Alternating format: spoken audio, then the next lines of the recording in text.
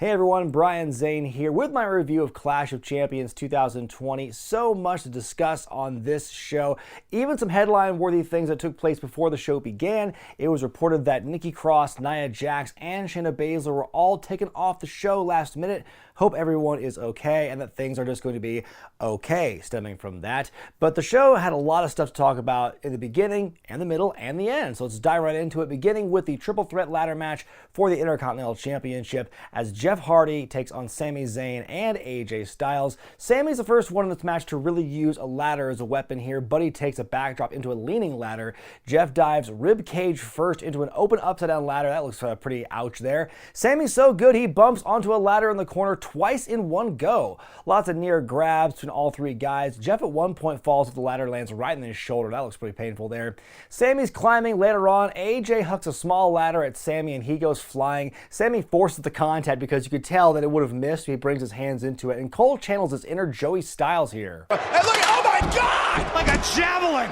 We get a big spill by Jeff and AJ off the ladder into the ropes, and AJ sounds like he just lost his guts. Got it, both men! One of my favorite moments here is Jeff shoves the ladder into a flying AJ Styles. You can tell they were kind of waiting on AJ to get the cue, but they kind of covered for it okay. And then with Jeff Hardy with the bump of the year here, I don't know if this was meant to go off the way it did or not, but it was pretty captivating to watch because Jeff Hardy is climbing over the ladder as Sami's teetering it back. The ladder ends up dropping into the corner. Jeff somehow becomes enveloped by the ladder on the way to the floor. Holy shit. Talk about a spot and a bump in particular that was wasted on the Thunderdome. I would have loved to have seen the live crowd react to that car crash of a bump. AJ with a beautiful moonsault reverse DDT onto Zayn on the floor. AJ and Sami have a hard time getting the ladder bridge to stay up. I think the ladder is just a bit too short for that gap, so then Sami is eased into the warm bath for the next spot. Jeff climbs the stupid tall ladder, shades of WrestleMania in Orlando, doing the swanton through the ladder on Sami. Holy shit. Sami's back, by the way, looks all kinds of messed up. Sami then pulls out two sets of handcuffs. He handcuffs Jeff Hardy to a ladder by his ear hole, then he has himself handcuffed to AJ. But before we can get a buddy road trip comedy out of this as Sami sandbags Styles and wags his finger, Jeff gets somehow back into the ring, still with the ladder handcuffed to his ear. This is insanity. Sami on the ladder with AJ. He spits the key out of his mouth, uncuffs himself, cuffs AJ to the ladder, grabs the belts. Holy shit, what just happened? I give it 4.5 stars out of 5. There was a point in the immediate aftermath of that match where I'm like, you know what? If this show ended right here with this one match, I'd be okay with it because I thought you couldn't top this. This was the wildest ladder match I think I've ever seen, at least for WWE. I think it kind of elevated beyond the standard, WWE type ladder match because we saw a lot of cool innovation still. There was some cool stunts, a little bit of botchery, and just an overall really fun match to watch. Probably not fun to be a part of, given some of the bumps these guys took, but it was so entertaining, and with a finish I could have never seen coming, and it was just so unique and so on point for Sami there. It was just such a really well done ending there. I just loved it. The visual of Jeff being handcuffed by his ear to the ladder. What the hell? Like that, I think that's a more impressive use of his ear hole than like Randy Orton with a screwdriver for sure. But yeah, this is a hell of an opener. Then after the match, Sami's on stage and Kayla Braxton shows up and she sounds bored to be there. Like, well, Sami, now that you've regained the championship, like if I were in her position, I would have been like, holy shit, Sami Zayn, you criminal mastermind, what did you just pull off? We go backstage to see wacky prospector R-Truth sneaking around the arena with little Jimmy. He walks into the referee's room. There's a really weird interaction with him and the refs. Truth goes to leave. We see Drew Gulak doing some squats in the background. Either that or he's in the Ministry of Silly Walks. He rolls Truth up and wins the 24/7 title. So, since Drew is on Smackdown, does that mean we have at minimum till Friday until the belt just goes back to Truth? Well, much to my surprise, they swapped a couple of matches here on the card. What was originally on the kickoff show and is then traded places with the SmackDown tag title match is the Raw Women's Championship match as Asuka defends against Zelina Vega. So I was kind of surprised by that, but also kind of disappointed in seeing Zelina's entrance. You figure she rolls right into this championship match here. She's not even wearing any kind of cool, her cool crown she used to come out with, none of that or anything. I think it's a big deal. She should kind of dress for the occasion. I feel if this is like a transition into like a full-time wrestler, if she's ditching ditching the manager thing and just going to wrestling, I figure a title program right out the gate feels like kind of a presumptive way to get her over as a full-time wrestler. And I would excuse the lack of pomp and circumstance for her championship match if it was not even a title match. If it was some kind of just exhibition thing for Zelina as she's coming up through the rankings. Asuka has some fun with Zelina early on, but Vega's got some tricks up her sleeve. On the outside, you can see Asuka feeding the arm to Zelina, who throws her into the steps. Zelina works the arm extensively in this matchup here. Even gets Asuka tied up into the ropes of the hold. Zelina, on a surprisingly big run here on Asuka, comes close to beating her a couple of times. There's a really cool sequence at the end with holds and pins getting countered. Asuka gets her locked in. Zelina taps and Asuka retains. I think the match kind of exceeded my expectations. It was an above average match. I enjoyed the story as well of Asuka being kind of cocky at first and Zelina showing she still can actually kind of go. Now, no one is saying that she can't wrestle. It's that she's unproven. She's not really had a chance to really show what she can do, which again is the biggest hurdle that I have with her being in this title program to begin with. But I think she really had a good showing here and proved that she can have good matches against top tier talent. And so, yeah, I guess the experiment here worked. And then after the match, you see Asuka calling Zelina a firecracker. She wants to do some sportsmanship, but Zelina wants to do a bow. Asuka bows as well, but psych, there's a cheap shot. Asuka sounds very upset afterward. The U.S. title is on the lineup next as Bobby Lashley defends against Apollo Crews. And for those of you who have pointed out that this is not the right championship belt in the graphic, can you find a promo pic of Bobby Lashley with the new U.S. title anywhere online? I didn't think so. Advantage Crews early on. He gets a big moonsault off the apron to the outside and the crossbody in the ring. Lashley gets on top though, beats up Crews in front of MVP, who's like, "We're the Hurt Business. We're in business and you hurt. Hurt Business." Crews with a great comeback after he almost get a double count out. Nice looking elbow off the ropes. Another dive to the outside. He press slams Lashley for Pete's sake. Crews misses a kick as Lashley never sits up for it. Standing shooting star press, a frog splash. Lashley somehow kicks out. Lashley hucks him way up in the air and brings him down. The full Nelson's locked in. Lashley wins and retains. This one gets 2.5 stars out of 5 for me. It's a solid match, but it's one we've seen time and time again. I think we're all kind of ready to move on from this thing. I wonder how many more miles they can try and get out of this program of the Hurt Business versus Apollo and Ricochet. Like, when will Ricochet step up and kind of be the one to challenge these guys? How many more weeks can these guys keep banging their heads against the wall that is the Hurt Business and expect any kind of like any fan interest in the program at this point? Just give them something to do, something else to do is what I'm saying. And speaking of matches you've seen time and time again, the Street Profits defend the Raw Tag titles one more time against Angel, Garza, and Andrade. The big story of this thing is how Andrade and Angel look like a well-oiled machine. They're really putting over how much better chemistry they have now they've ditched Zelina Vega as their manager. Dawkins with a big fiery hot tag after Ford takes a lot of heat. A pair of blind tags back-to-back to kind of reset the action here. Ford and Garza are in the corner. We got a scary Spanish fly that almost sees Angel spike himself on his head. That was pretty scary. Ford was standing a lot of punishment once again. Another hot tag to Dawkins. He immediately hits the anointment. Andrade clearly kicks out at 2, but the referee hits a 3 anyway. The match is over. Everyone looks confused. It's unfortunate because it sounds like Angel Garza got hurt in the moments before that tag happened, so they were probably just trying to rush the go home and everything, but there was some miscommunication. Very similar to what happened a few weeks ago when there was that big 8-man tag team match and Ivar got injured, like I mentioned. And also, it's kind of parallel to what happened with the Mickie James Asuka match a couple weeks before this, where it's like all these instances lately where the referees are kind of being put in these not great positions, and you hate to see it. But I give the match 2 stars out of 5, partly because of that really cocked up finish, and also because, again, this is a match we've seen so many times now. Like, nothing really. It was interesting. I mean, fine, they could do the stuff in the ring and it looked good, but we've seen it so many times before. I'm kind of over it. They announced the draft is coming back soon. Then we see Drew Goo interviewed backstage. He talks about his win, dedicates the win to Akira Tozawa, who was, quote, apparently eaten by a shark. Then R-Truth rolls him up and regains the championship. Come on, guys. We couldn't even let him have this one. We couldn't wait until Friday. Come on. We're supposed to have the Smackdown Women's Championship match up next, but as I mentioned at the top of the review, Nikki Cross pulled from the show, and so we see Bayley making her way to the ring with that chair once again. Bayley says she still wants to be a role model, makes an open challenge for the belt, but after a couple of seconds, she kind of says, no, the door's closed, wants to celebrate, but then Asuka comes out, and suddenly we have a title match where Asuka could potentially win both belts. Bayley exploits the arm injury from earlier. Asuka's still able to fire back, hits a German to Bayley on the floor. Bayley hits Asuka with the chair, though, gets herself disqualified, so the match is over. I give it a half star out of 5. It's something for Bayley to do with Nikki Cross pulled from the show. They didn't outright cut the match.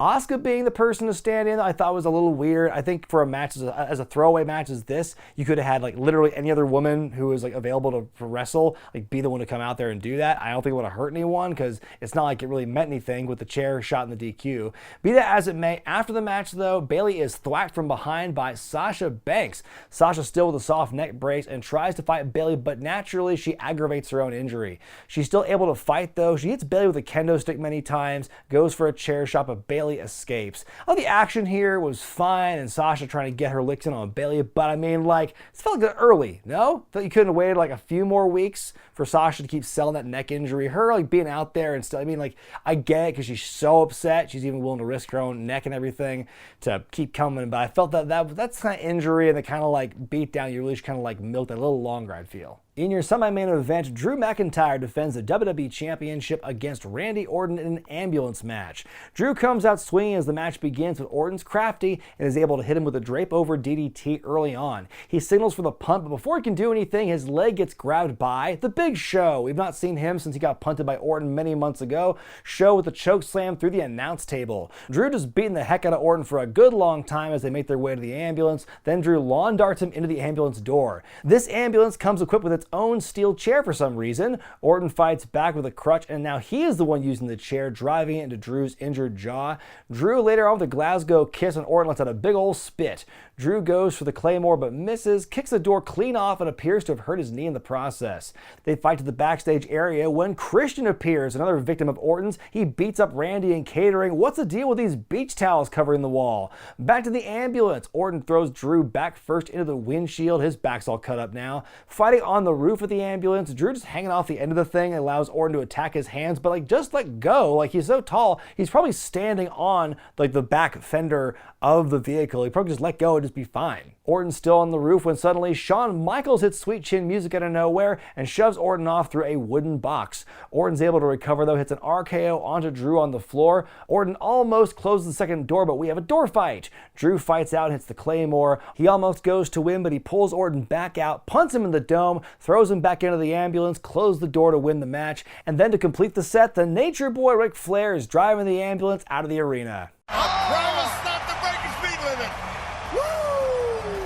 I give it 3.5 stars out of 5. I have a lot of conflicting opinions about this matchup here because I really enjoy the physicality of Drew and Orton by themselves. In fact, there were a couple of points in this thing that kind of reminded me of the bright spots in the Last Man Standing match with Orton and Edge at WrestleMania, and made me think how much better would that match have been received even if you had the canned audience sound of the Thunderdome way back in April. But anyway, kind of a double-edged sword with the Legends here because it was really satisfying and cathartic to see that kind of comeuppance on Orton with all them getting their heat back on him and everything. That was very entertaining. At the same time though, Drew McIntyre needed the help of 3 retired wrestlers to help him win. It literally happened like it wasn't like piling on Orton after Drew was already beaten Orton. It was like the saving grace that prevented him from losing or getting beat down more. Was like a run-in from this legend and everything. And that's so counter to how Drew's been booked the entire length of his main event run this year. So that was kind of, took me aback a little bit when I saw that. But I mean, at the same time though, still very entertaining. This is not at all what I thought was going to happen in this matchup here. I thought Retribution would play a hand in something, but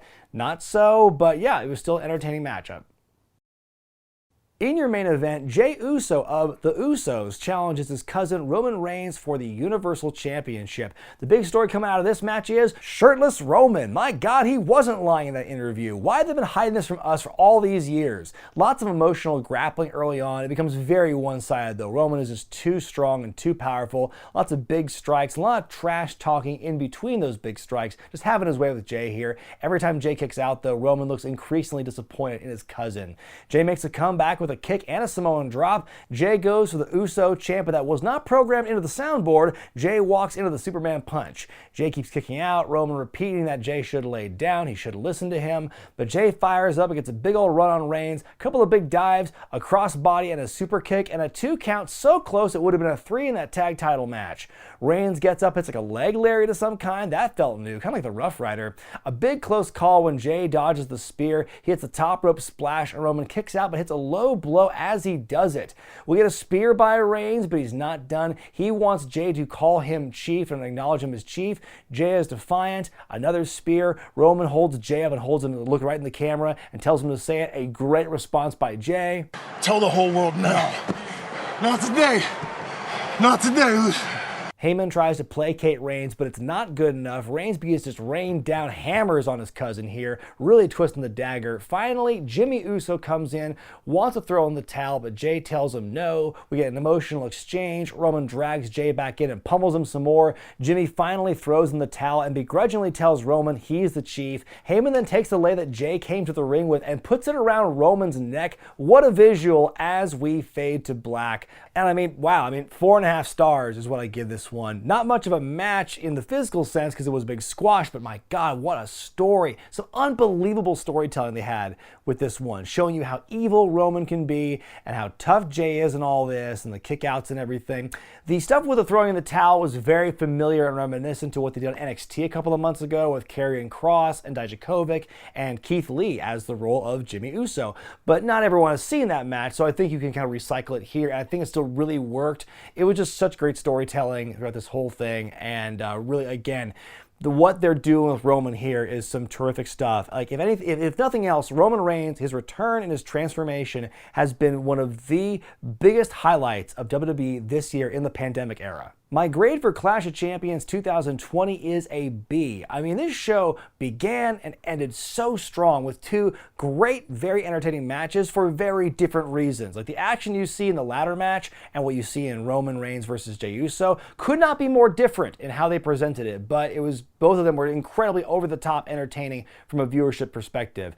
I think there's a lot of the mid-card that, take it or leave it, a lot of rematches. In the case of the tag title match, that finish kind of really messed up the flow of things. It was not a great mid-card situation. Then it picked up at the end with the ambulance match leading into the main event and everything. I think that, my biggest gripe about this show, and I don't often talk about like, oh, this thing that I thought would happen didn't happen, so I'm upset about it, is retribution not being anywhere on this show. And it's not just because, oh, I thought it was going to happen and it didn't. It's like, it just makes sense because, like, hasn't that been like one of the biggest things on Raw in the last umpteen weeks is retribution? And isn't their whole mission to like destroy WWE? So like, why would they not try and run interference on like this show where like all these championships are up for grabs? They could really mess up the whole landscape of WWE.